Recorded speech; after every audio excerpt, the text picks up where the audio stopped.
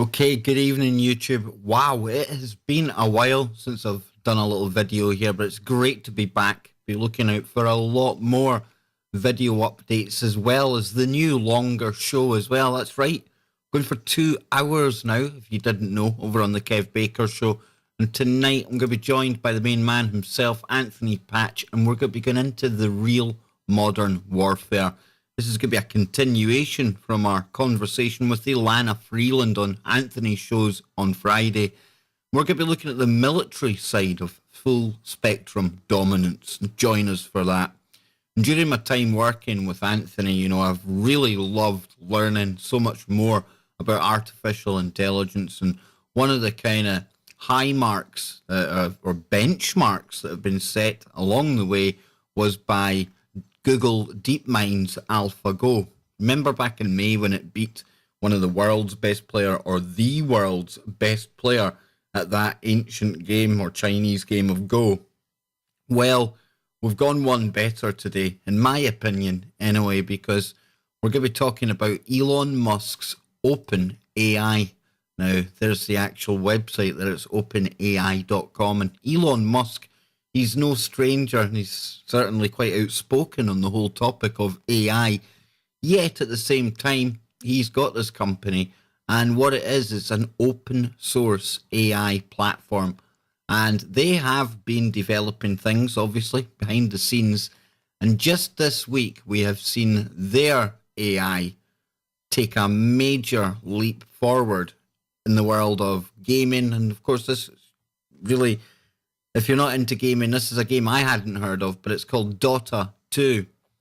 And Elon Musk's AI bot has just beaten or played against one of the world's best players there. It says here, OpenAI used an adversarial neural network to train its bots over 2 weeks.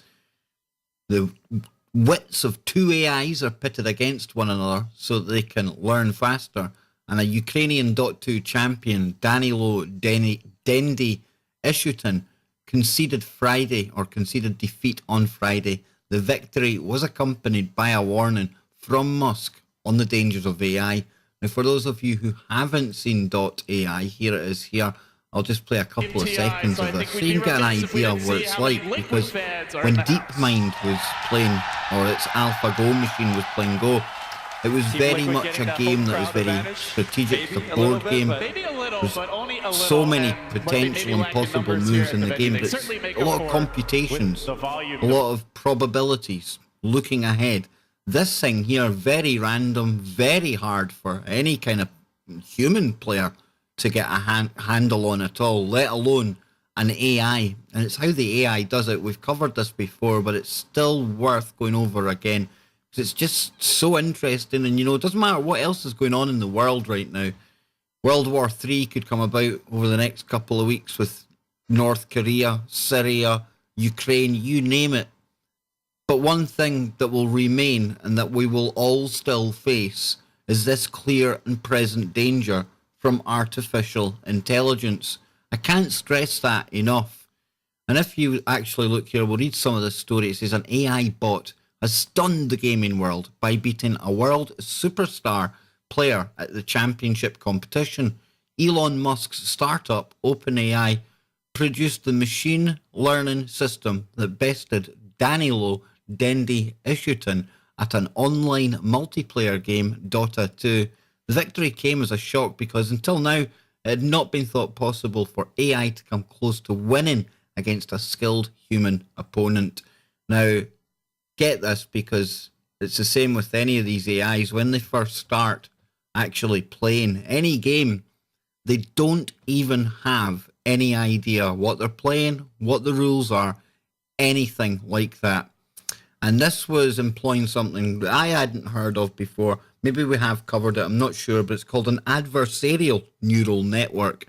Now, usually you get a recurrent neural network, and the nodes on that, the neurons, they basically, they learn from their mistakes. It's this machine learning, and this adversarial neural network, this is something else, because this is two AIs now. Two AIs of the same skill level up against each other. And of course, they keep a shadow copy of the last game they played as well. And it just goes on to say, to explain this, AI systems rely on artificial neural networks, which try to simulate the way the brain works in order to learn. ANNs can be trained to recognize patterns and information, including speech, text data, or visual images, and are the basis of a large number of the developments in AI over recent years. I actually think this is calling it an artificial neural network there, but what they're meaning is a recurrent neural network.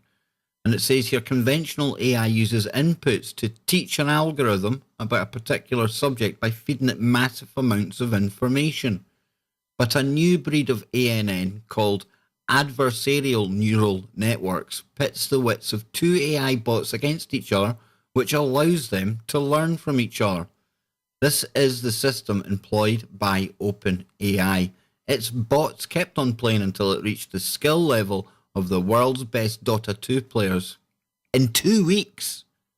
So from not even knowing the game itself, not one thing about it, just pixels on a screen, 2 weeks, and it had already got to the level of the best humans. Now they're talking about putting 5 of these things together and creating an AI which will easily beat the top players. And these top players, they were blown away by it. They couldn't believe what they were seeing. They were saying they actually want to use it as part of their training. And it says here, conventional AI uses input to teach an algorithm about a particular subject. That's basically what we were just reading there, folks. Another bit down here, because Elon Musk, at the weekend, of course, when this all happened, he posted this. If you're not concerned about AI safety, you should be. Vastly more risk than North Korea. And Musk has consistently advocated for governments and private institutions to apply regulations on AI technology, arguing that controls are necessary in order to protect machines from advancing out of human control. Nobody likes being regulated, but everything, cars, planes, food, drugs, etc., that's a danger to the public is regulated. AI should be too. Musk also tweeted on Friday night, well, let me ask you this question. I mean, do you think AI should be allowed to just run free the way they are just now? So many different laboratories and universities and people at home around the world. You've got that OpenAI where they're able to take AI software, build their own things. Shouldn't there be some regulations on that, folks? I mean, whoever attains the first artificial general intelligence, artificial super intelligence, is going to have a stranglehold on the rest of the world. Do you realise that? And right now it's looking like the US military. That's basically what we're going to be covering tonight over on the Kev Baker Show. It says here in 2016, Musk, who I really like the guy, said during a media conference that human beings may eventually need to add a digital layer of intelligence to our brains in order to prevent robots from turning us into house cats. Now, this is this neural lace that receives so much bad press. I don't love the idea of being a house cat, but what's the solution? I think one of the solutions that seems maybe the best is to add an AI layer, he said, a third digital layer that could work well and symbiotically with the rest of your body. Musk said that a neural lace, a concept that proposes turning the human mind into a wireless computer brain system, may be necessary in order to keep us rapidly advancing technology.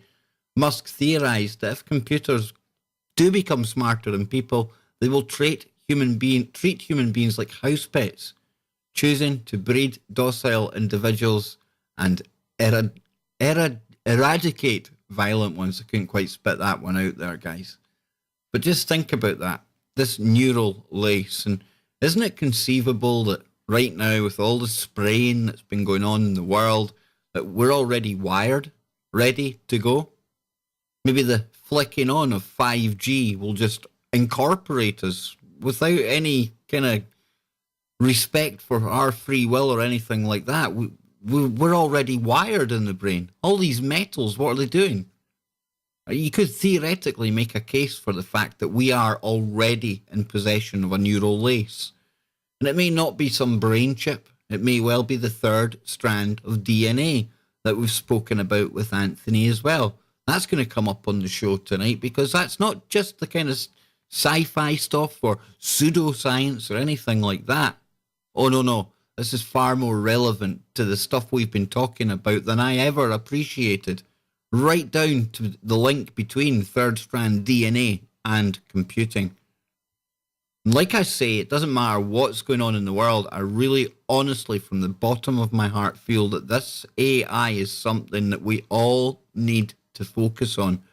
That's why I've gone all in on the show covering this topic because, we cover the conspiracies of governments and the control they have over us. We try and expose all of that. But we're moving into an age now where it's not going to be men and women ruling over us.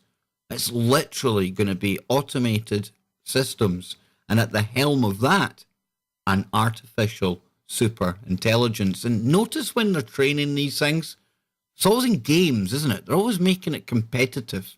Adversarial neural networks. It's going to see us as an opponent, folks, and it doesn't like to lose. It does not like to lose.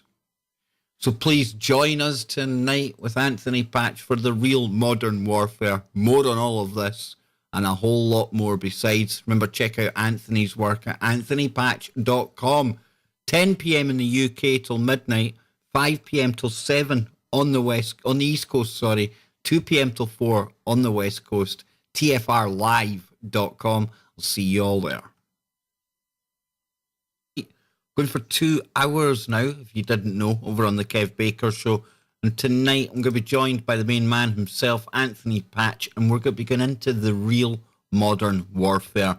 This is going to be a continuation. Really loved learning so much more about artificial intelligence, and one of the kind of high marks or benchmarks that have been set along the way was by Google DeepMind's AlphaGo. Remember back in May when it beat one of the world's best player or the world's best player at that ancient game or Chinese game of Go? Well, we've gone one better today, in my opinion.